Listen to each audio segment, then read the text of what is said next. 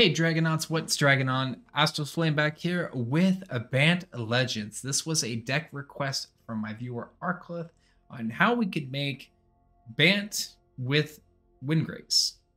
Before I get into the deck, please remember to hit that subscribe button to stay up to date on all the new decks for MTG Arena. And with that, let's talk exactly what this is. So if you have been playing on the standard ladder, you have seen Esper Legends. This is the Bant version of that, if you will.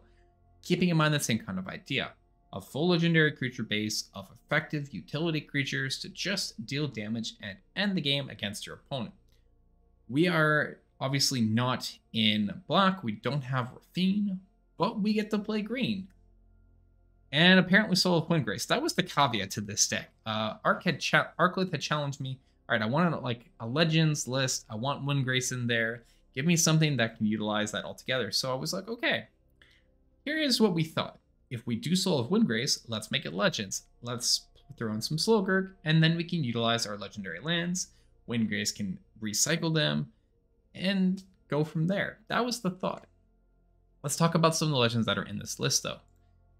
First off, the great 1-mana Skrelv. Skrelv is a great protection piece in this list, letting you progress forward and have your creatures get through any annoying blockers your opponents have and attack, otherwise protecting them from other spells of choosing when you tap the Skrelv.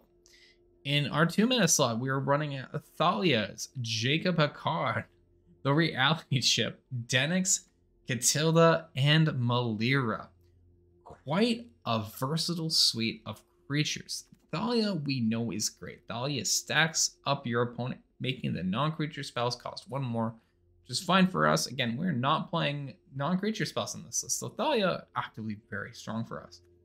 Jacob Hakan, a very interesting one, kind of as a one-of to potentially get some free spells as we flip it. In the early game, it lets you kind of shift through the deck a little bit, drawing a card, and then hiding something in. So if you don't need a land at a particular point, you can tuck it underneath and go find something else. The Reality Chip acting again for card advantage here, being able to play lands and cast spells from the top after it has been reconfigured onto another creature. Denix is fantastic, 2/3 life linking, can't target spells or abilities in graveyards for creatures, so nothing can touch graveyards basically, which is awesome. This shuts off Corpse Appraiser, absolutely huge, and you can disturb it back as a 3/2 that if one or more creature cards will be put into a graveyard anywhere, investigate. So you can generate clue tokens, which you can sacrifice to draw, keep the cards in your hand rolling. Catilda is our mana fixer in this list. Humans are gonna have add 1 mana of any of that creature's color, and in the late game, we can pay 6 mana tapper to buff our entire board with +1/+1. Lastly, Malira, key protection piece. Really helpful against the Selesnya Toxic matchup, not the full intent of why it's in here. I actually really like Malira in this list for the sole purpose of exiling her, choosing another creature artifact, and then when it's put in the graveyard this turn, you return it back to the battlefield under its owner's control. So Malira is a great way to protect your key pieces of important creatures, namely Slogurk. Because this is a Legends list, we are playing the legendary lands, we're discarding and removing the lands to that same effect. Slogurk is honestly very fantastic. Starting out as a 3-mana 3/3 trample is great, but as lands are put into our graveyard from anywhere, so we discard and channel them, Slogurk is going to get bigger by a +1/+1. We can remove 3 +1/+1 counters from Slogurk, bounce it back to our hand to protect itself, and if it leaves the battlefield, we can actually return 3 target lands from our graveyard to our hand. So as we have discarded like a Ganjo, Otawara, and Boseiju, Slogurk can actually just return those back to our hand as soon as we bounce him back. And then we can go through this whole process again where we recycle and reuse our Ganjos, Otawaras, and Boseijus. Super sweet. I gotta say, I absolutely love the Slogurk in here. Playing into that land synergy, we've also got Titania, the voice of Gaia. So if lands will be put into our graveyard from anywhere, we gain some life, keep us going. If we can, we'll form Titania, Gaia Incarnate. Otherwise, in this slot, jamming in King Darien to just buff our board by +2/+2. Adeline to make a very wide board state as we attack, and Gwenna for some mana fixing. Because the really weird part of this list is the Soul of Windgrace. But Windgrace has that synergy, like Slogurk, with the legendary lands. We can use Windgrace to discard the legendary lands, or any other land we really don't need to generate either some life gain, some card draw, or protecting Soul of Windgrace. And then utilizing with Slogurk, we can just get all the lands we've discarded back in, or use Windgrace to put them from the graveyard onto the battlefield. So all around, a very central and fun lands strategy, just generating good removal balance and pushing you ahead again from the opponent. To top off the end of the list here, we're also looking at Sarith, the Viper's Fang. Tapped creatures have Death Touch, untapped have Hexproof. So when all your stuff is untapped, they're safe and fine. When they're tapped, they have Death Touch. So every creature is a removal. Even your 1/1s from Adelaide are suddenly removed. Sarith fits in really nice. The last one, and of course, this wouldn't be a dragon. Well, it wouldn't be a Legends list without something really sweet. And what's sweeter than a dragon? Owl the Dawn Sky. When Owl dies, you can either buff your entire board by 2 +1/+1 counters, or you can cheat some stuff into play. That is going to be a total mana value of 4 or less. But that's the idea. Utilize your legendary lands, get some value. Otherwise, use really awesome value-oriented creatures in the Bant color pie to end the game. Let's touch on the sideboard here. What is our idea against control? Against control, really, we do need to bring in some extra measure of protection. That is going to come in the way of negate. Board clears and removal are going to be a big downfall. While we do have stuff that taxes it up and can protect our creatures, we also need a way to just stop those spells from being cast or any potential game enders from us losing our entire board state. So negate is a key one to bring in. When you're up against midrange, Loran of the Third Path, also great because it's legendary, you know, blowing up artifacts and enchantments. Emperor for some exile. Destroy Evil, dealing with Sheholdrids. And if you want to, depending on how wide of a deck it is, the Eternal Wanderer, just resetting the board, blinking a creature out of existence, or blinking one of yours to retrigger any ETBs you may want, and further creating creatures of a 2/2 double striking samurai, which is kind of nice.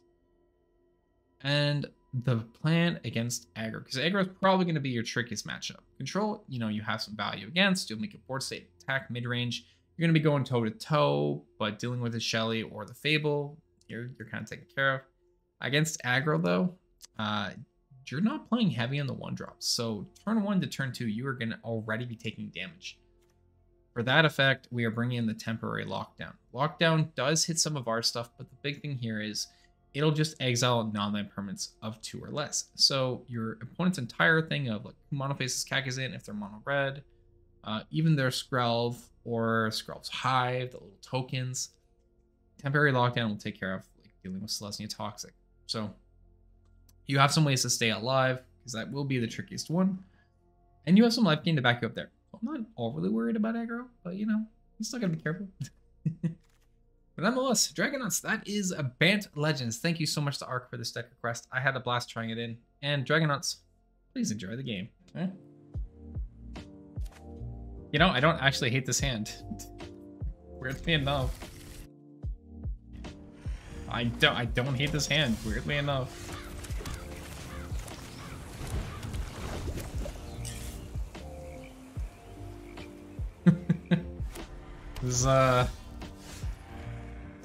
This do be a hand. Let's do Sparring. I'm gonna poke him for one.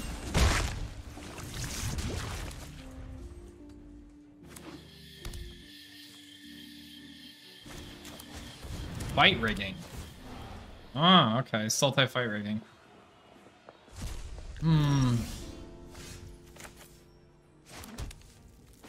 Well, things are gonna get fiery. I'm gonna just try to put on some damage where I can. Ooh, they have the Archfiend. Nice. Alright, that wasn't the worst that could have been. A fight? And you think you can win? Sure. Haven't you ever heard of personal space? Hey, another Plaza. Nice. Let's go ahead and cast in Gwenna here. I will pay the Phyrexia mana onto here. Let's go ahead and name black.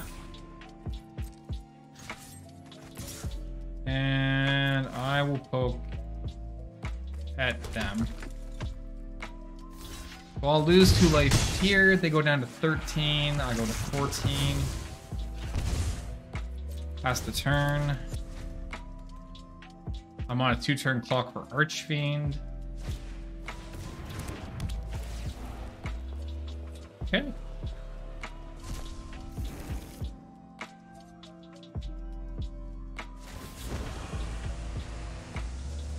Okay. I will discard a scroll.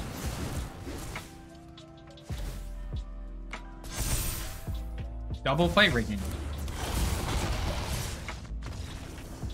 So we're gonna bring in enchantment removal and enchantment removal. Because they are fight rigging, apparently. We will take the play. I will keep.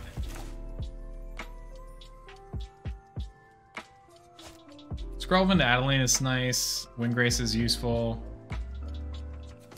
Really just need that other white pip for casting Adeline, but turn 1 Scroll is still not bad.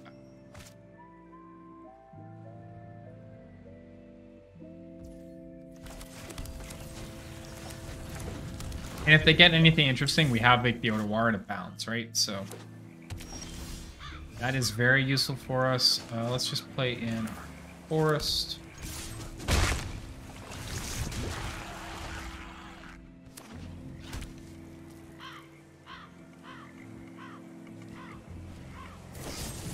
Oh, they cut down my Skrill.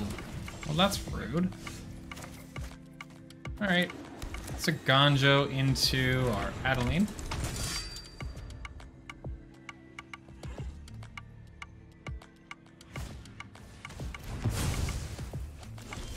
Okay. Let's play Denick.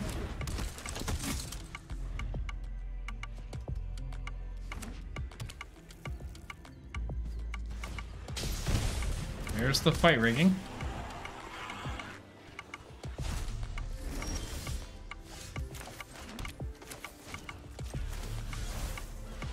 Let's say goodbye to that forever.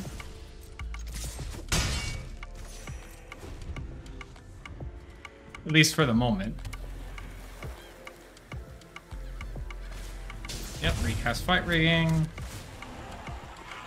Exile another spell. Get Adeline. Get them down to 12.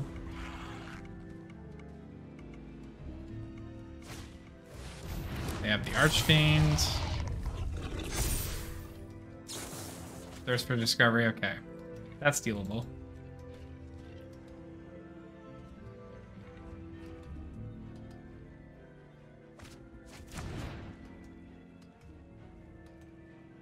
Destroy Evil off the top would be really great.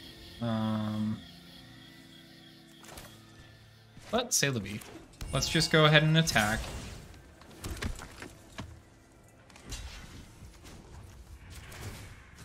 Let's go ahead and protect Adeline.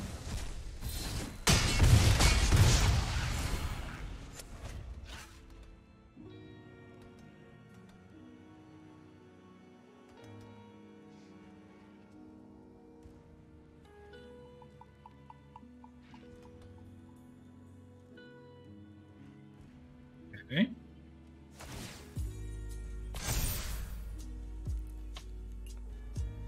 It's got an 8/8.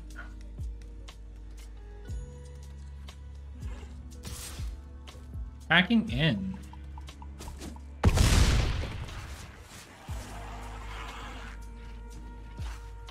Okay.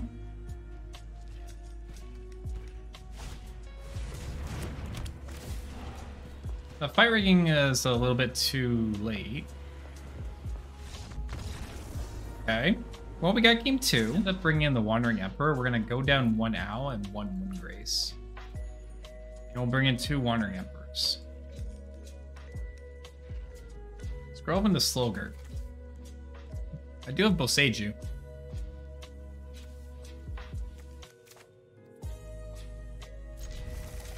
I do have Boseiju.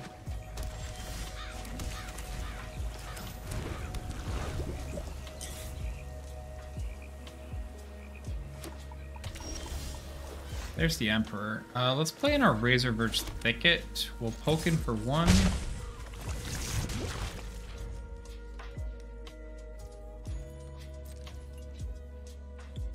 right. Deserted beach. Slugger.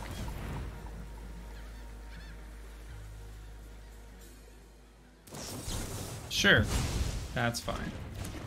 Poke in for 1.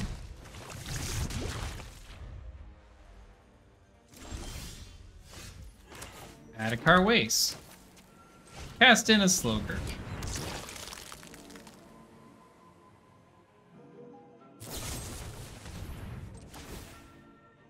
Okay, with Phyrexia. Black. Skrelv is fine. Last the turn. My turn. Get the concede. Okay, well, there we go. The deck works. Hey Dragonauts, thank you so much for sticking around to the end of the video. It's always appreciated. Please remember to hit that subscribe button to stay up to date on all the new arena decks coming out for MTG. And as always, keep believing. I'll see you next time.